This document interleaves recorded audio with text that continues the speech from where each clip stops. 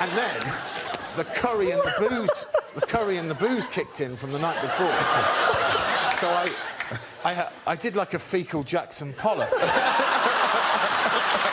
I went into school, and it was a school in Slough, and it was quite a rough school, but they had a really brilliant hearing impaired department, so they were wearing my mother's underwear.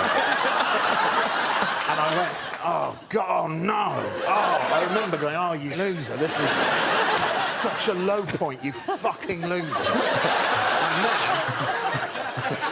some of my mother's knickers had got mixed up in the wash she'd done. And I was Tragically, tragic. this is based on your life. I mean, this is things... Yeah, but, I mean... loosely, Graham.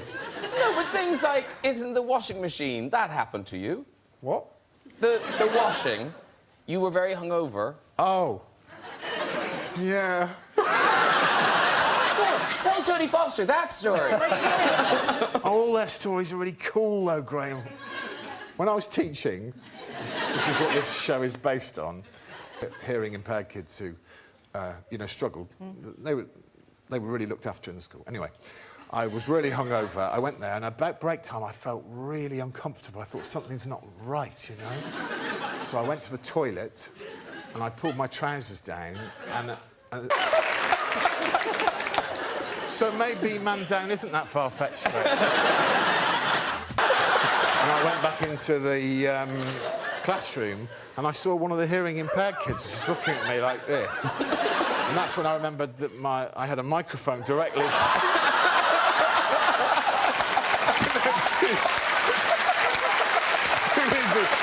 Here we go.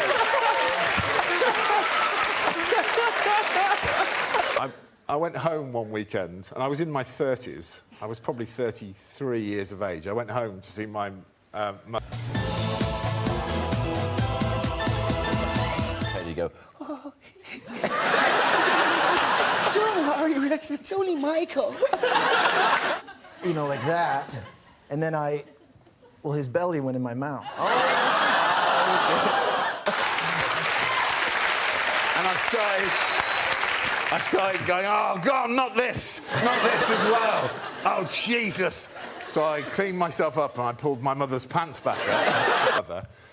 And then I went back, and while I was at home, my mother did my washing for me because I was only 33. And then I went back, and on the Sunday night, I got really drunk, and then I went for a curry.